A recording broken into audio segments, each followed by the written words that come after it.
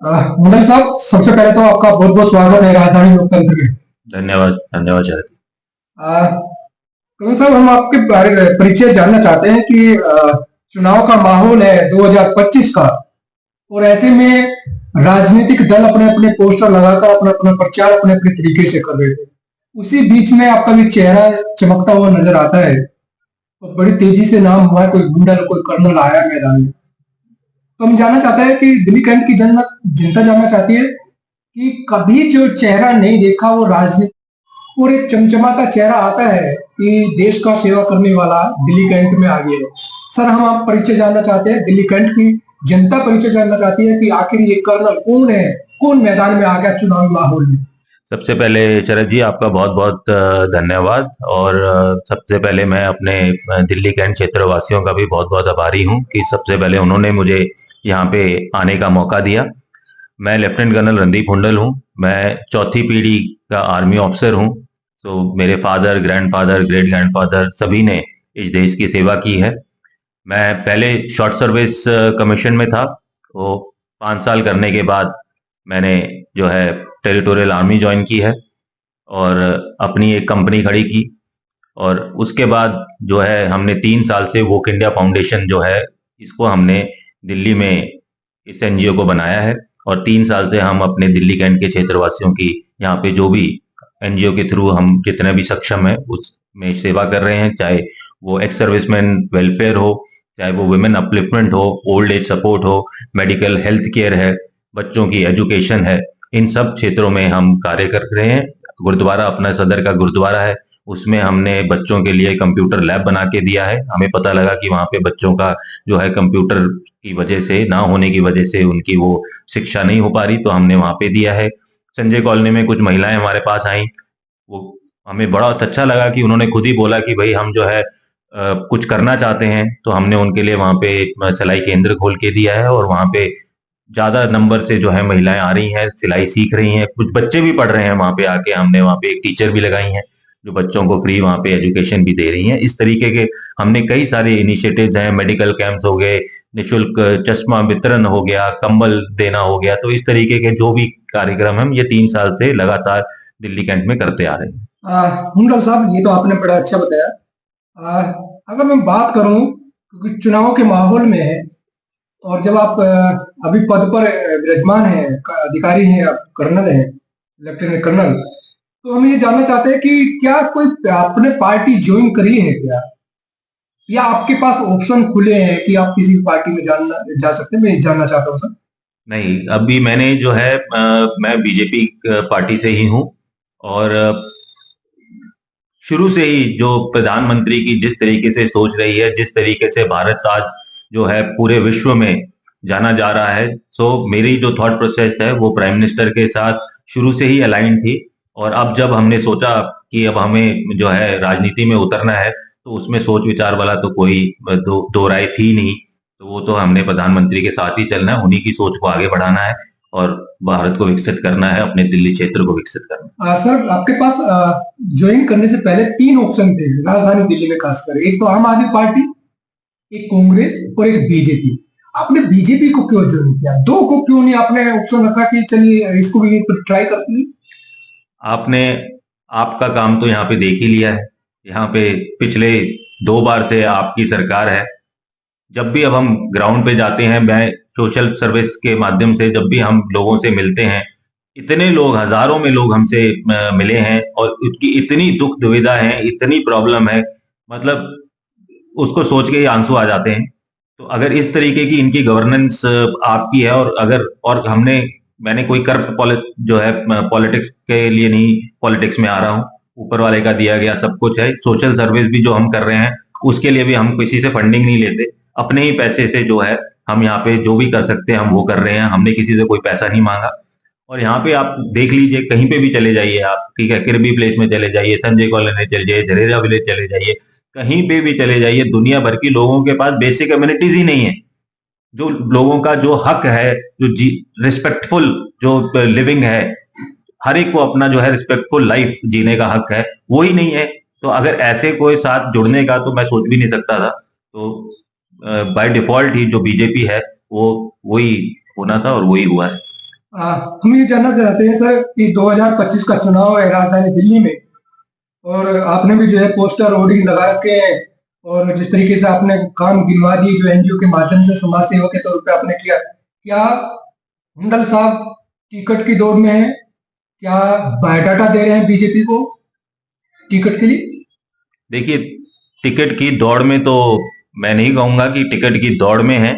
हाँ, जो हमने काम किया है, पार्टी के साथ जुड़े हैं, इंटेंशन जरूर है कि जो है इलेक्शन लड़ी जाए, और इंटेंशन वो भी इसीलिए है कि आप कि दिल्ली क्षेत्र के लिए कुछ कर सकें, सिस्टम का पार्ट बन सकें, और सिस्टम को अच्छे से और नेक तरीके से और ऑनेस्टी से जो है चला पाए। इस सोच धारा से पॉलिटिक्स में उतरे हैं। टिकट देना ना देना ये सब पार्टी की सोच है। मुझे पूरा यकीन है कि पार्टी अपनी ड्यू डिलिजेंस कर रही है, और जो भी डिजर्विंग कैंडिडेट होगा उसे टिकट मिलेगी। आपने पूरी दिल्ली 70 की 70 विधानसभाओं से दिल्ली कैंट को क्यों चुना? क्यों आप टिकट मांग रहे हैं यहाँ से?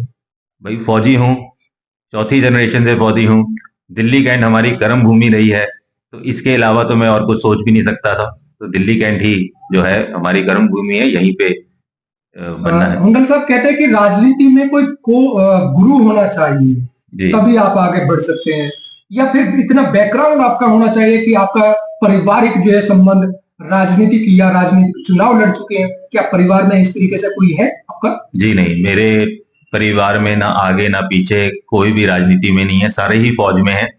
मैं पहले फौज में रेगुलर आर्मी में था, फिर मैं ही पहला ही जनरेशन हूँ जो बिजनेस में भी आया, और वापस फिर मैंने टेरिटोरियल आर्मी ज्वाइन की। पॉलिटिक्स में हमारे कोई नहीं है, और पॉलिटिक्स में आने की कोई ऐसी सोच भी नहीं थी।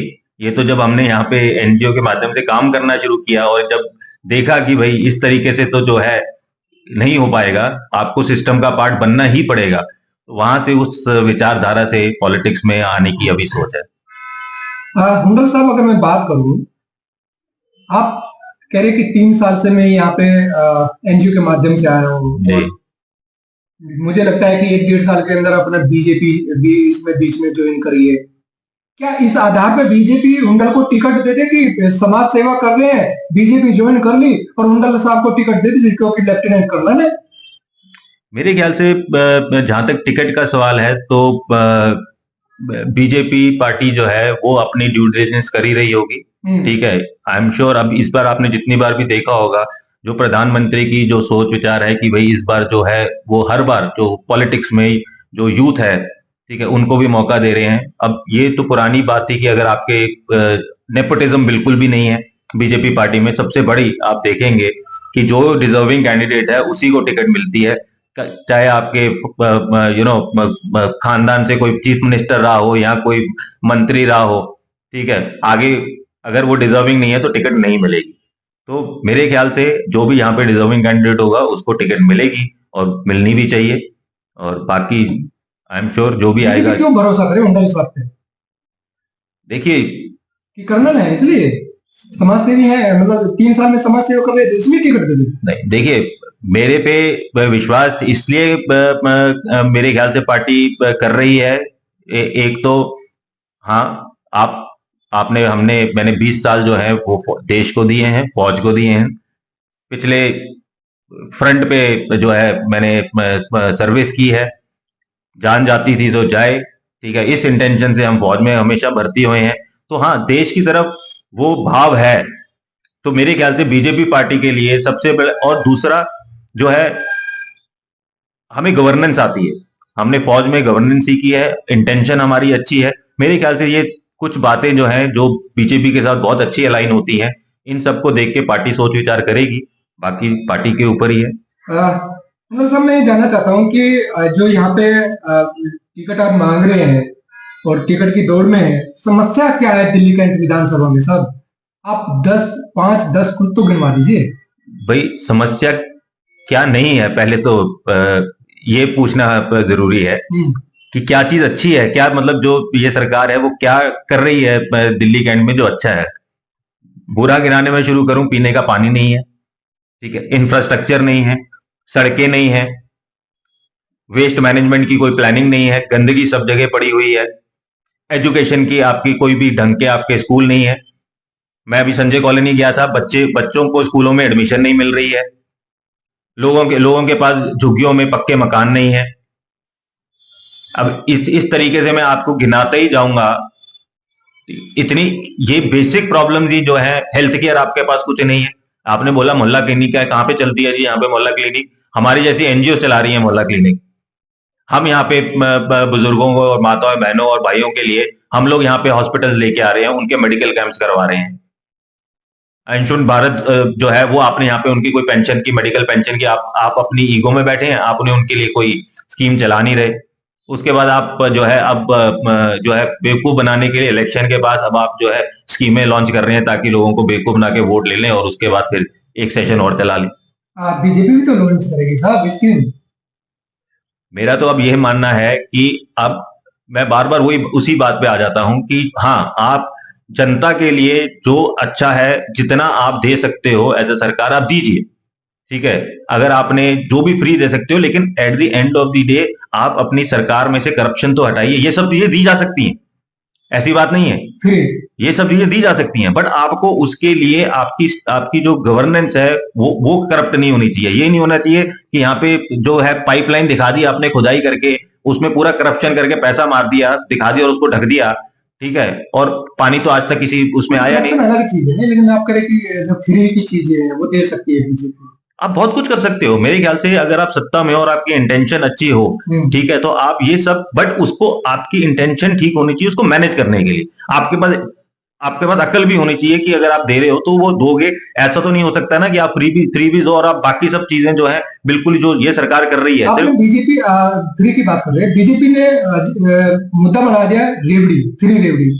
अब वो उन्होंने जो है कैंपेन चला दिया कि जी हमारे तो जो रेवड़ी है वो जनता की सुविधा के लिए है। क्या लगता है सर, रेवड़ी में फ्री गलत है या ठीक? नहीं, मैं वही आपको बोल रहा हूँ कि अगर मुझे जनता के लिए कुछ भी अगर फ्री देना हो, ठीक है, मुझे बहुत खुशी होगी अगर मैं दे सकता हूं। और बीजेपी सरकार जहां पे भी अपनी स्टेट चला रही है, जहां पे भी उन्होंने मैनिफेस्टो में जो वादे किए हैं कि हम अगर उसको फ्री दे रहे हैं, वहां पे आपने स्टेट को कोलैप्स होते हुए नहीं देखा।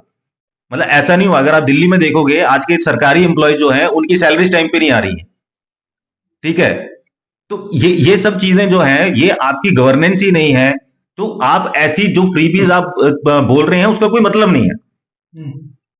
पंजाब देख लीजिए आप, आज के दिन में पंजाब सरकार भी है वो बैंक करप्ट है। आपने वहां पे बोल दिया कि भाई, बोलने के बाद उसको करिए भी तो थी।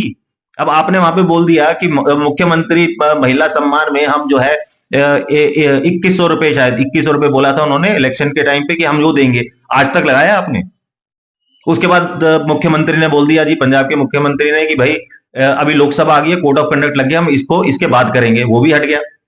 तो मेरा तो ये मानना है जो आपने यहाँ पे दिल्ली में भी जो अनाउंसमेंट की है, आप पहले पंजाब जो इलेक्शन हो चुकी है, सरकार बना चुकी हो, वो आज तक आप इंप्लीमेंट नहीं कर पाए, तो आप क्यों लोगों को बेवकूफ बना रहे हैं यहाँ पे ये सब इलेक्शन के टाइम पे बोल के कि पहले आप जो जहां पे अनाउंस किया वहां पे तो करिए। तो ये सिर्फ इनके जो है वोट लेने के गिमिक्स हैं और कुछ नहीं है। मंडल साहब, हम ये जानना चाहते हैं कि दिल्ली में चुनाव है, किन मुद्दों पर बीजेपी चुनाव लड़ेगी साहब? अभी मुद्दे जो जो है, मैनिफेस्ट पार्टी जो है वो आएगा अभी कुछ दिनों में, मेरे ख्याल से आ जाना चाहिए। बट बेसिक जो बीजेपी की सोच विचार भी रही है, it is development, it is employment, जो हमारी बेसिक नेसेसिटीज हैं वो इस मैनिफेस्ट में जरूर आएंगी। मैं ये जानना चाहता हूँ कि जब आप चुनाव लड़ रहे हैं और चुनाव से पहले आपने जिस तरीके 3 साल में लगातार आपने काम गिनवा दिए संस्था के माध्यम से, आपको नहीं लगता होगा कि यार मैंने जल्दी कदम उठा दिया टिकट मांगने के लिए, जो मेरे समर्थक थे अब वो मेरे प्रोग्राम में नहीं आ पाते। आप जो प्रोग्राम करते होते कि हुंडल साहब का प्रोग्राम है मैं तो आऊंगा नहीं। जब आप संस्था में थे तो आप जिसको भी फोन करते थे, आपके यहाँ पे आम आदमी पार्टी के भी जो है कार्यकर्ता पहुंचे, पदाधिकारी पहुंचे, बीजेपी वाले पहुंचे, कांग्रेस वाले, लेकिन आज जब आप टिकट मांग रहे हैं तो आपके प्रोग्राम में कोई नहीं पहुंच पा रहा साहब। तो जल्दबाजी नहीं होगी टिकट मांगने के लिए? देखिए देश की सेवा करने के लिए कोई जल्दबाजी और कोई लेट वाला नहीं होता। जब वक्त आप सोचो, यहाँ जब आपकी इंटेंशन हो कि मैंने देश की सेवा करनी है, ये तो वही टाइम होता है। बाकी पॉलिटिक्स में किसी का ये लगता है कि मेरे कार्यक्रम में ना आके उनको कोई बैंडविड्थ मिलती है, वो उनकी सोच धारा है। हम तो जो कार्य अभी भी जो भी काम कर रहे हैं, चाहे वो इवन पॉलिटिकल काम भी हो, ठीक है, वो भी सोशल सर्विस वाला ही काम है। जैसे आज भी आपने देखा, हाँ, वो मेरी जिम्मेवारी बनती है लोगों से बात करनी, मेरी जिम्मेवारी बनती है as a citizen, as an army officer, लोगों को ये बताना कि भाई उनकी सरकार ने जो है, दिल्ली गवर्नमेंट ने क्या उनके लिए नहीं किया, क्या किया है। तो ये तो मैं अपनी जिम्मेवारी सोच के पॉलिटिक्स में आया हूँ और आ रहा हूँ। हुंडा साहब, जो लोकसभा चुनाव हुआ आपके नेतृत्व में हुआ, आप जब बीजेपी ज्वाइन कर दी थी, जी, कौन थी यहाँ से, कौन लड़ रहे थे? बांसुरी जी जो है वो यहाँ से। लेकिन दिल्ली कैंट विधानसभा से लोकसभा चुनाव हार के गए हैं साहब, मंथन किया उस पर, क्यों हारे? अब चुनाव लड़ने की तैयारी कर रहे हैं। हाँ जी, मंथन किया, और ऐसा नहीं है कि मंथन में क्या निकला, घी क्या निकला सर? घी घी यही निकला कि यहाँ पे अगर आप देखो तो हमारा वोट शेयर बड़ा ही है, ठीक है ना। तो मंथन यही है कि लोग अब चेंज चाह रहे हैं, और आप इस बार देखेंगे विधानसभा के इलेक्शन में, आप देखेंगे कि लोकसभा में नहीं चाहते दिल्ली कैंट की जनता की परिवर्तन हो? दिल्ली कैंट की जनता लोकसभा में भी आप देखोगे तो हमारा वोट शेयर लोकसभा में भी, जो बांसुरी जी को वोट पड़ी है वो ठीक ठाक ही पड़ी है, और विधानसभा के उसमें तो आप बिल्कुल ही दूध का दूध पानी का पानी हो जाएगा। ये अब और कुछ दिनों की बात है, आप भी यहीं पे हैं, दोबारा इंटरव्यू पे बैठेंगे। हम ये जानना चाहते हैं कि दिल्ली कैंट की जनता को क्या मैसेज देना चाहते हैं? मैं दिल्ली कैंट की जनता को सिर्फ यही मैसेज बिल्कुल देना चाहूंगा कि बिल्कुल रिस्पॉन्सिबल होके अपना वोट दीजिए। आपका वोट बहुत इंपॉर्टेंट है, और ये आप ही की जिम्मेवारी है। जो भी कल को कोई भी आए, चाहे चाहे आप पार्टी मुझे चुने या पार्टी किसी और को चुने, इस बार आपको बीजेपी को जरूर मौका देना चाहिए, ठीक है। प्रधानमंत्री की सोच को हम यहाँ पे इम्प्लीमेंट कर पाए, इसके लिए जो है जनता को इस बार बीजेपी को मौका देना चाहिए, और आगे आने और बिल्कुल रिस्पॉन्सिबल जो है वोटिंग करनी चाहिए। मेरा यही है, क्योंकि ये आपका क्षेत्र है, ये आपके विकास के लिए है, और यही। हुंडा साहब, दिल्ली कैंट विधानसभा में हुंडा साहब की किस पार्टी से टक्कर हो सकती है साहब, अगर टिकट लेकर आते हैं तो? मुझे तो नहीं लगता इस बार किसी भी पार्टी की जो है वो टक्कर वाली स्टेट है। बीजेपी इस बार क्लियर कट जो है वो यहाँ पे मेजोरिटी लेके आएगी। मतलब एक तरफा ले जाएगी, सामने कोई है कोई नहीं, निर्विरोध ले जाएगी? नहीं, निरोध तो नहीं है। अब ये यहाँ पे जो है आप जरूर है, वो कोशिश जरूर करेगी, कांग्रेस भी कोशिश करेगी, तो बाकी आज वो ठीक है, ये लोग कोशिश करना उनका है, धर्म है, करना चाहिए उनको कोशिश। जनता ये जानना चाहते हैं कि अगर हुंडा साहब को टिकट मिल जाती है तो टिकट के दौरान, प्रचार के दौरान क्या कराने की इच्छा रखते हैं सर दिल्ली कैंट में? सबसे पहले लगा कि नहीं यार बहुत हो गया। देखिए, वही मैं कह रहा हूं, आप ये जो बेसिक एम्यूनिटीज हैं उसको आप प्रायोरिटी, पीने का पानी प्रायोरिटी है, ऊपर छत आपके जो मकान है वो भी प्रायोरिटी है, ठीक है। आपका जो है एजुकेशन भी प्रायोरिटी है, एम्प्लॉयमेंट भी प्रायोरिटी है, तो ये तो सब बिल्कुल प्रायोरिटी वाले काम है। मेरा फर्स्ट जो मेरा एम्फेसिस रहेगा कि आपकी जो बेसिक नेसेसिटीज हैं वो हो, आपकी जो भी employment is again a very big problem in our country. हमारी यूथ है, we are one of the youngest countries in the world, तो हमारे यूथ को जो है एम्प्लॉयमेंट मिलनी चाहिए, आपकी एम्प्लॉयमेंट अपॉर्चुनिटीज आपको जनरेट करनी चाहिए।